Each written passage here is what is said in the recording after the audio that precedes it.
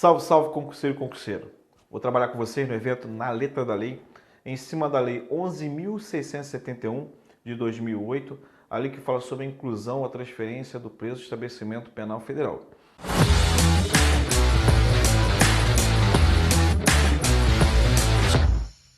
Não vou trabalhar em cima de todos os pontos dessa lei, e sim basicamente o que veio a ser alterado com o advento do pacote anticrime.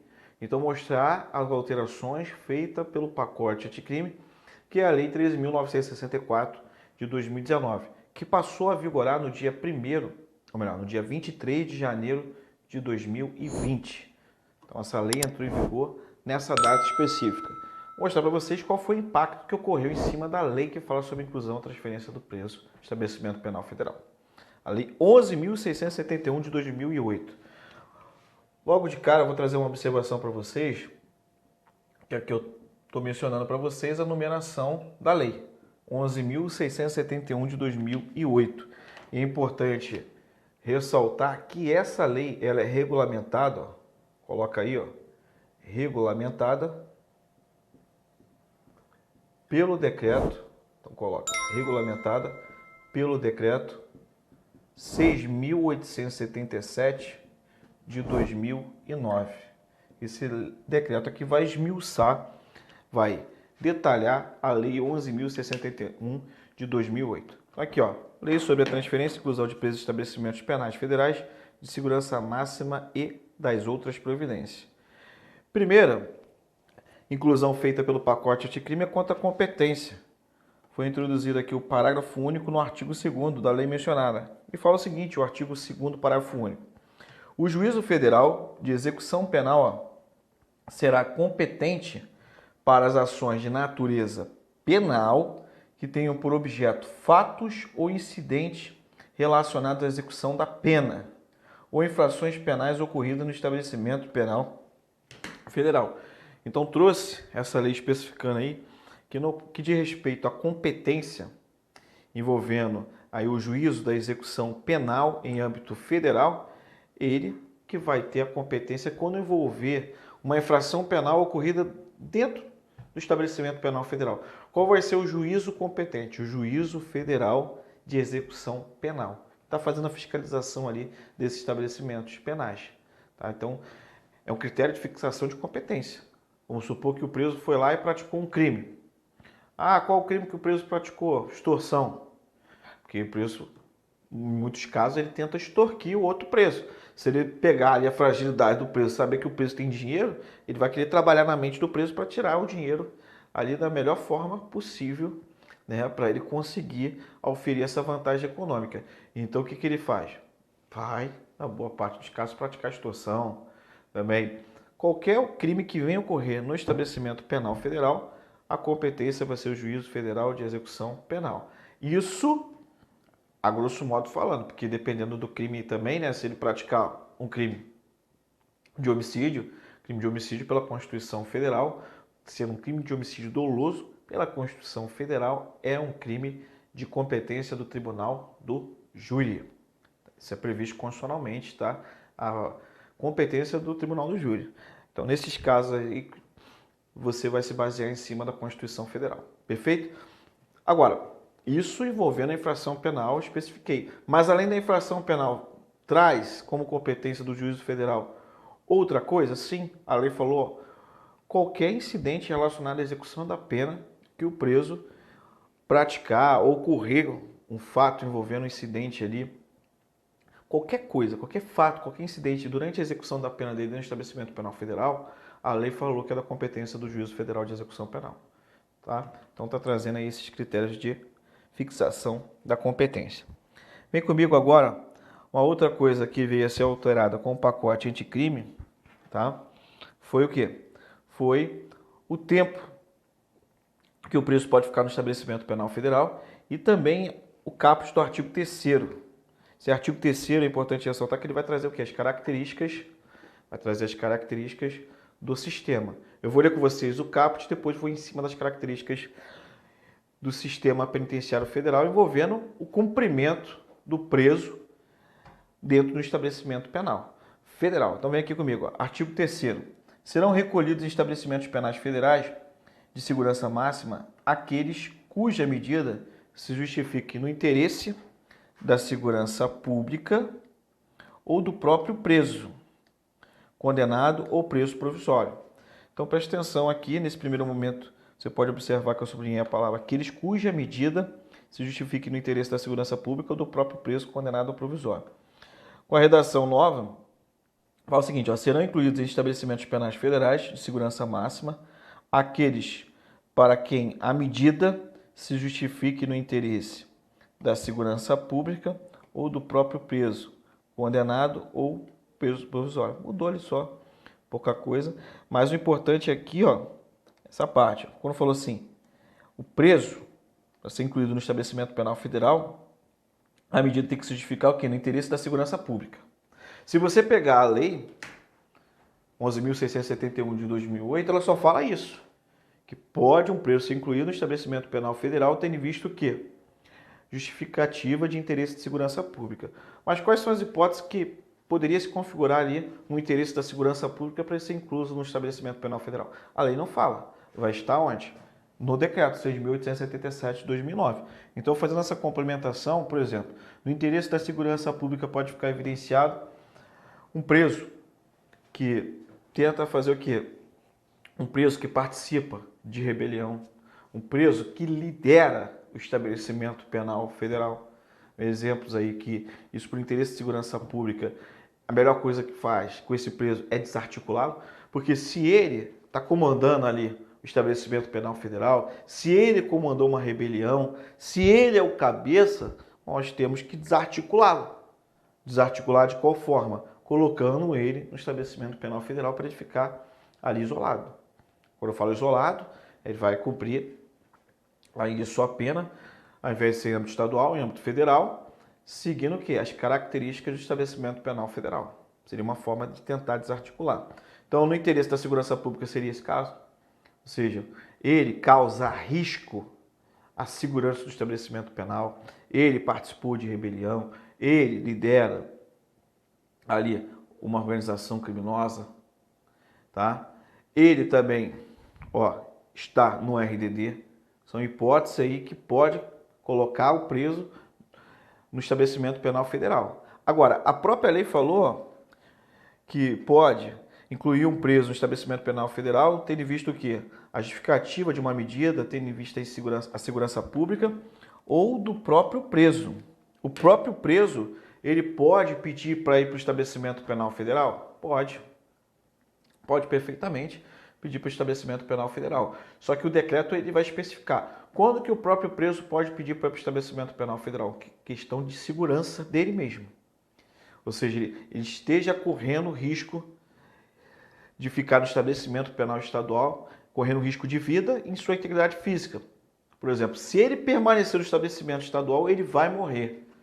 Então, ele corre grande risco de vida em sua integridade. O próprio preso pode pedir para ir para o estabelecimento penal federal. É na hipótese do seguro. O que é o seguro? O nosso linguajar. No mundo, né, envolvendo os estabelecimentos penais, no mundo dos policiais penais estaduais, federais, seguro é quando o preso ali ele corre risco de vida. Se você, por exemplo, colocar um estuprador junto com os presos ali, os presos vão matar os estupradores. Então, o estuprador tem que ficar no seguro, matador de aluguel tem que ficar no seguro, policial, quando é preso, tu tem que separar, isso está previsto na Lei de Execução Penal, quem exerce atividade em justiça criminal, ficar preso tem que separar. Tem que colocar o cara que era policial, foi preso, tem que separar ele, porque se os outros presos ficarem sabendo, provavelmente vão matar. Então tem que colocar no seguro.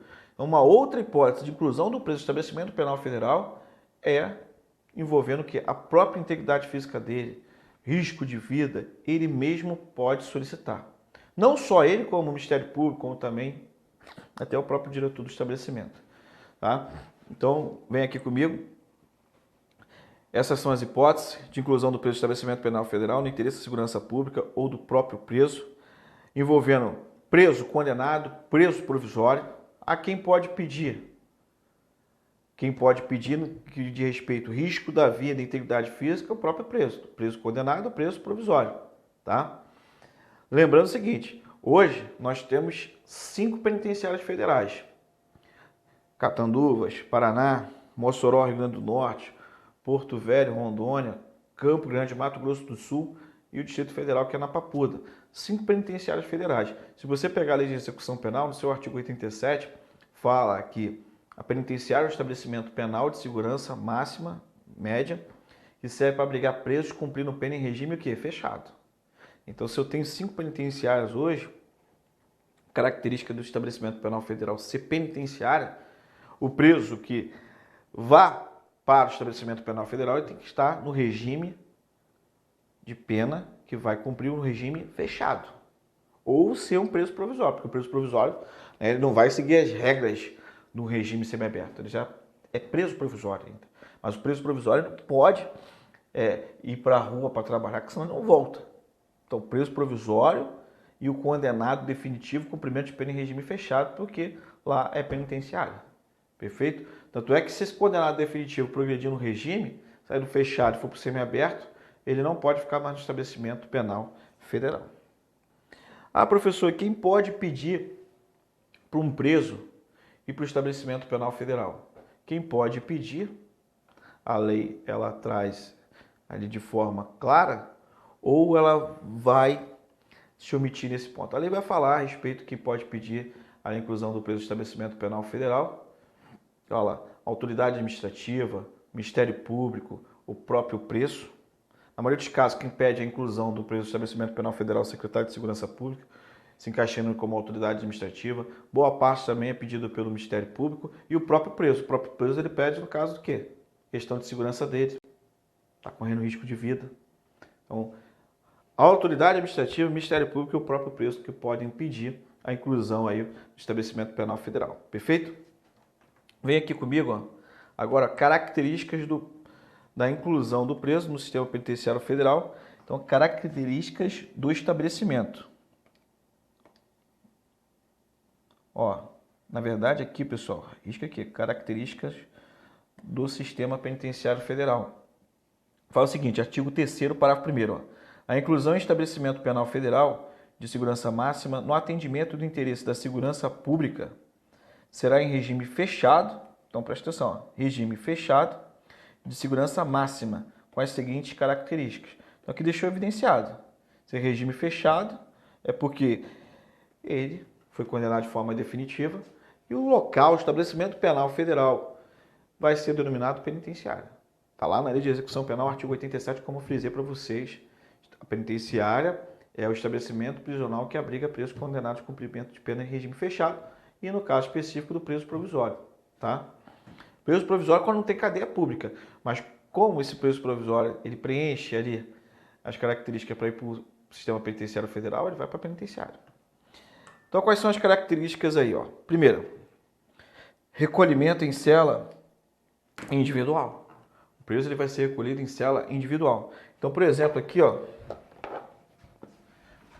vou colocar aqui rapidinho no quadro, no esqueminha, para você entender. Cada penitenciária federal, ela tem a capacidade para abrigar 208 presos. Então, aqui, ó, penitenciária federal. Você vai colocar embaixo aqui, ó, capacidade. Qual é a capacidade, professor, de cada penitenciária federal? 208 presos. Tá? São 208 presos. Então aqui, ó, um exemplo de penitenciária federal, ela vai ser dividida por vivência. Como assim, professor? Por vivência. Eu vou explicar aqui para vocês e vocês vão entender. São 4 vivências. 4 vivências. Cada vivência comporta aí 52 presos.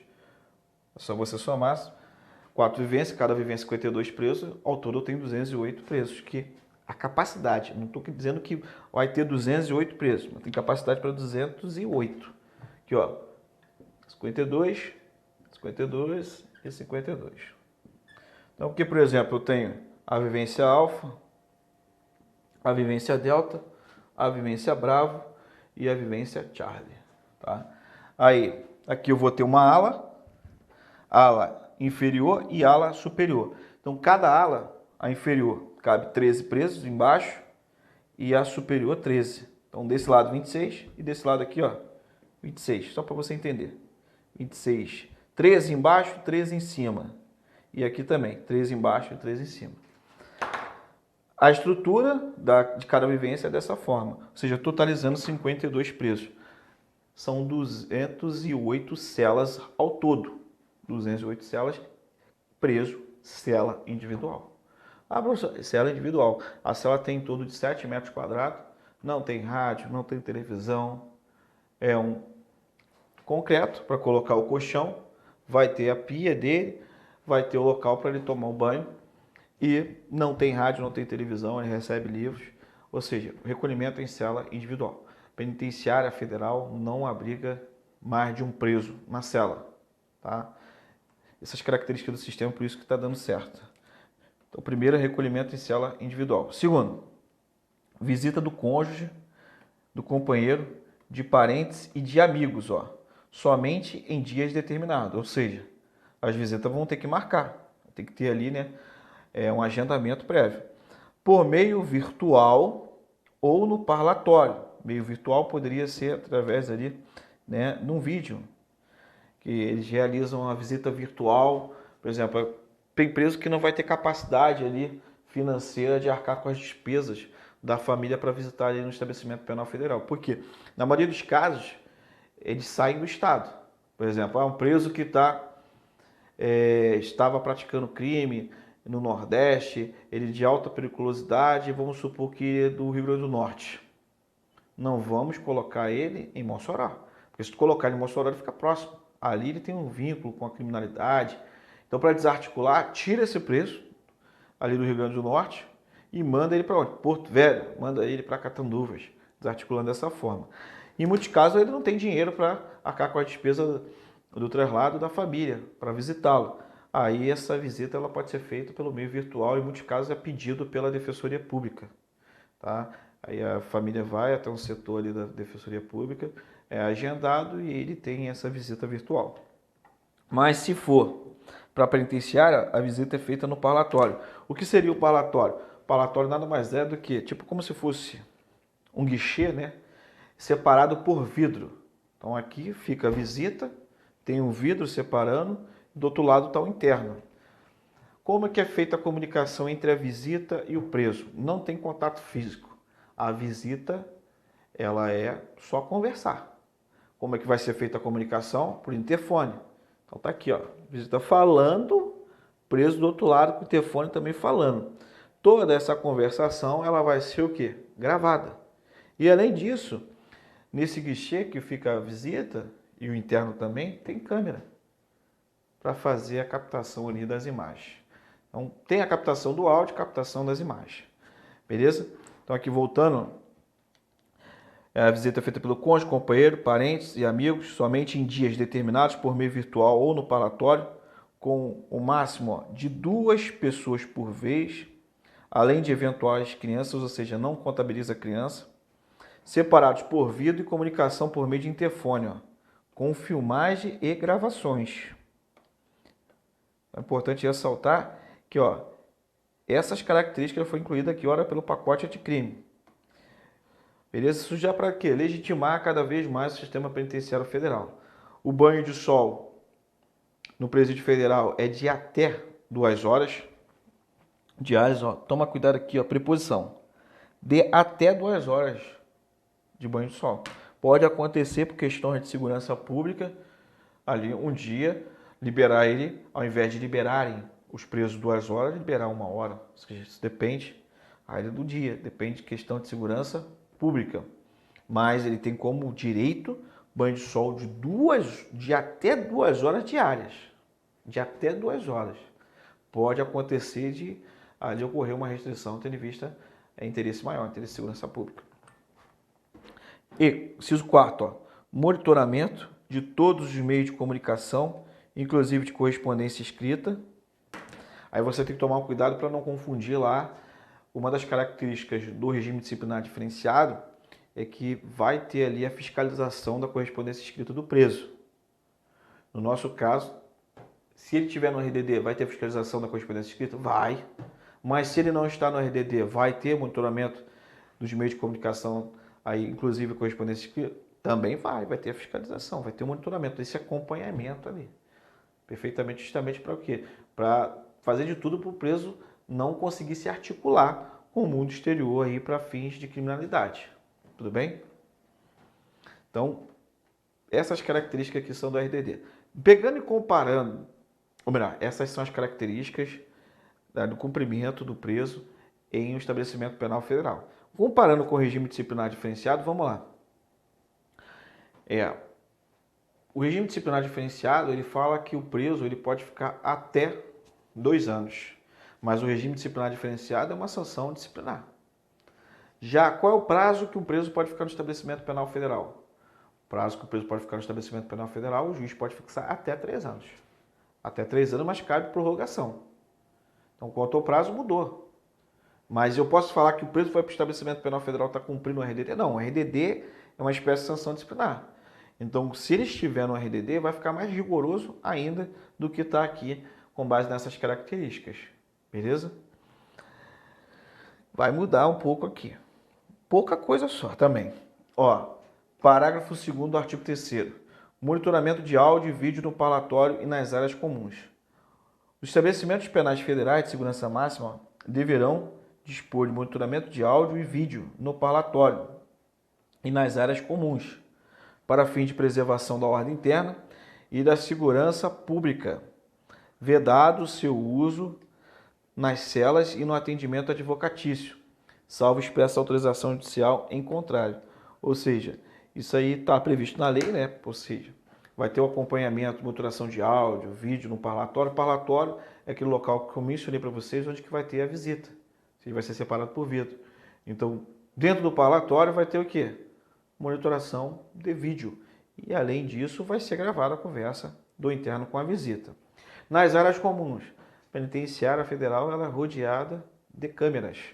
Tem não sei quantas câmeras em cada penitenciária federal. Então, tanto dentro do parlatório, como também nas áreas comuns, tem esse circuito aí de monitoramento. Isso com a finalidade de quê? Tirar a privacidade dos agentes, tirar a privacidade do interno. Não, isso aí é para fim de preservação da ordem interna e também de segurança pública. Ou seja, um estabelecimento penal fiscalizado dessa forma, a tendência é não ter nenhum tipo de transtorno. Tudo bem? Agora, a lei traz de forma clara que é vedado o uso dentro da cela do preso de uma câmera de monitoração. Não pode, porque ali está no momento dele de privacidade, então não pode ser colocado ali a câmera. E quanto também, durante o atendimento advocatício, não pode ter câmera, a não ser se for autorizado judicialmente. Aí está essa situação excepcional. Tá bom? Olha o parágrafo 3º do artigo 3º. Aqui vai falar sobre a gravação das visitas. Fala o seguinte, ó, as gravações das visitas não poderão ser utilizadas como meio de prova de infrações penais pretéritas ao ingresso do preso no estabelecimento penal federal. Ou seja, imagina o seguinte, o preso foi e praticou um fato delituoso antes de ingressar no estabelecimento penal federal. Posteriormente, ele foi transferido para lá e começou a receber visitas. As visitas, você já sabe, separado por vidro, está dentro do parlatório, vai conversar com a visita pelo interfone e essa conversa é o quê? Gravada. Vamos supor que no decorrer da conversação ali, no decorrer da visita, o preso acaba falando da prática de uma infração penal que ele realizou antes de ingressar no estabelecimento penal federal. Traduzindo esse parágrafo 3º, será que essa gravação de uma prática de uma infração penal anteriormente pode ser utilizada como meio de prova para fim de responsabilidade dele? Não, olha o que a lei falou aqui, ó. Parágrafo 3º. As gravações das visitas não poderão ser utilizadas como meio de prova de infrações penais pretéritas ao ingresso do estabelecimento penal. Ou seja, das infrações penais que ocorreram antes dele ingressar no estabelecimento penal federal, mesmo que ele converse com a visita, aquilo ali esteja gravado, não pode ser utilizado como meio de prova. Entretanto, se tiver uma conversação ali e a respeito de infrações penais daquele momento ou para frente, uma infração penal futuramente ele pode vir a praticar, ou mandando ali a visita se articular, a visita comandar os negócios dele, Se ficar evidenciado uma associação para o tráfico ali, qualquer outro crime, aí sim pode ser utilizado, porque foi praticado desse momento ou desse momento para frente, pode ser utilizado. Agora, de forma pretérita, não. Fui claro nesse sentido? A lei é de forma taxativa nessa proibição da utilização da gravação. Tranquilo? Qual é o prazo de permanência de um preso de estabelecimento penal federal de segurança máxima? Então aqui, ó, redação antes do artigo 10, parágrafo 1º. O artigo 10, parágrafo 1º, falava que o preso indo para o estabelecimento penal federal não poderia ficar a um prazo superior a 360 dias. E esse prazo, que eu vou utilizar uma cor diferente, ó, poderia ser renovado, poderia ser renovado excepcionalmente quando solicitado motivadamente pelo juízo de origem, observados os requisitos de transferência. Ou seja, qual era o prazo máximo? Até 360 dias. Antes de esperar esse prazo, aí o que poderia ser feito? O juízo de origem solicitar a renovação ali da fixação do preso no sistema penitenciário federal, tendo visto que a motivação, motivar que se o indivíduo voltar para o Estado, ele vai continuar comandando ali as organizações criminosas, vai colocar o terror, vai gerar uma instabilidade regional. Então, justificativa, tem que justificar. Mas esse prazo ele poderia ser renovado várias vezes ou tinha uma limitação, professor? Não, poderia ser renovado várias vezes sem ter nenhum tipo de limitação, tá? Mas o importante é você fixar o prazo que era anterior, 360 dias. Aí já peguei alguns livros para analisar isso de forma detalhada, o que a doutrina fala. Tem ninguém cometia o equívoco falando que era um prazo de 1 ano. Não, a lei falou 360 dias. 1 ano é 365, se for bissexto, 366.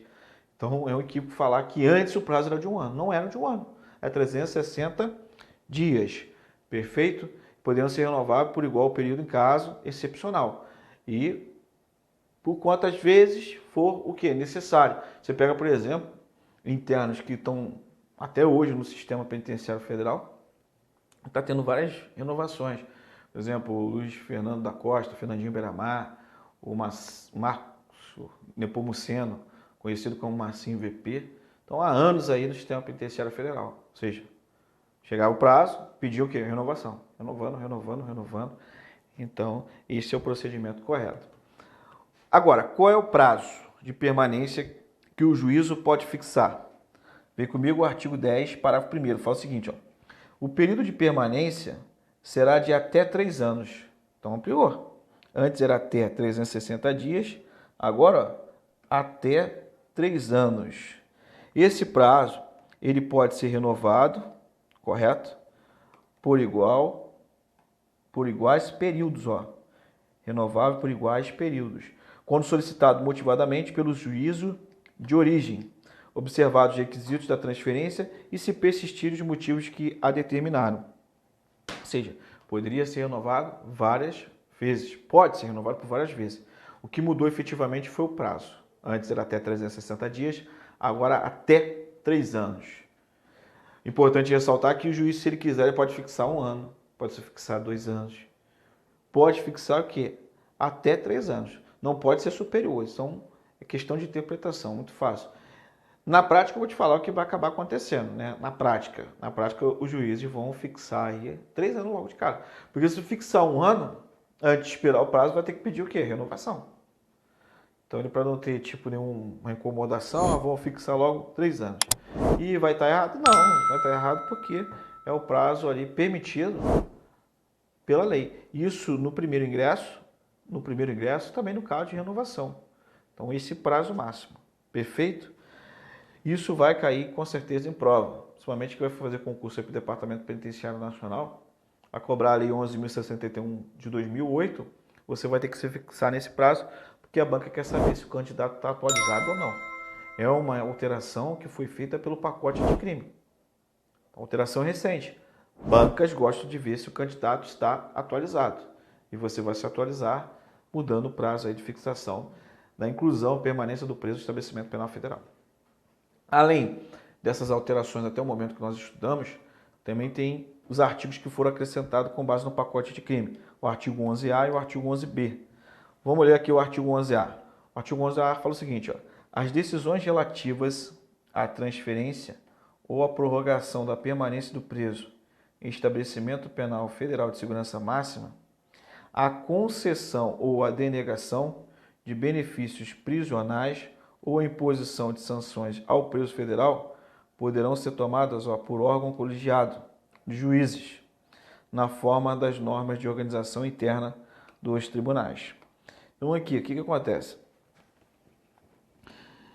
Aqui é importante ressaltar que está falando a respeito de transferência, prorrogação de permanência do preso em estabelecimento penal federal e de segurança máxima, concessão ou denegação de benefícios prisionais. Pode ser o quê? Fixado aí através do órgão colegiado, ou seja, o órgão colegiado composto de mais de um juiz. Isso vai observar o que? A norma de organização interna. Eu pego como referência para vocês aqui uma lei, essa lei que você vai analisar depois, é a lei 12.694 de 2012, essa lei que fala a respeito do colegiado, mas envolvendo questões de organização criminosa. Aí fala que o juízo competente, ele pode ali instaurar, né, esse colegiado, tendo em vista que tomar as decisões de alguns atos processuais envolvendo organização criminosa, justamente para resguardar a integridade física dele, porque se ele, por exemplo, decide contra ali os anseios de uma organização criminosa, possivelmente ele pode sofrer retaliações. Então, pensando no bem-estar do magistrado, o que foi feito? Foi feito aí, né, essa lei justamente para trazer o órgão colegiado para tomar essas decisões envolvendo organizações criminosas. E de forma acertada também foi introduzido agora envolvendo decisões, isso quando eu falo decisões em sentido amplo, que envolve a parte da execução da pena desse preso que permanece no estabelecimento penal federal, aí, no caso, as decisões sendo tomadas pelo colegiado. Mas a lei aqui na parte final observou o seguinte, ou melhor, a lei na parte final trouxe uma observação. Tem que observar as normas de organização interna dos tribunais. Perfeito? Vem aqui comigo o 11B.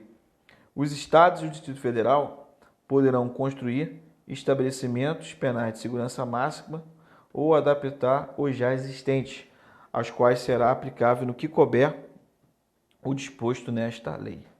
Então está trazendo aí uma autorização basicamente para a criação de estabelecimentos penais. Pessoal, quanto às alterações envolvendo o pacote anticrime com base na Lei 11.671 de 2008, foi esses impactos aí que veio repercutir em cima do bojo dessa lei. Lembrando o seguinte, você vai fechar o raciocínio, tá? Da Lei 11.671. Como é que você vai fechar o raciocínio? Ó, Lei 11.671 de 2008, complementando com o Decreto 6.877 de 2009, tá? Então não deixe de ler aqui para fechar o raciocínio de forma completa. Espero que vocês tenham gostado. Um abraço, fique com Deus e até a próxima.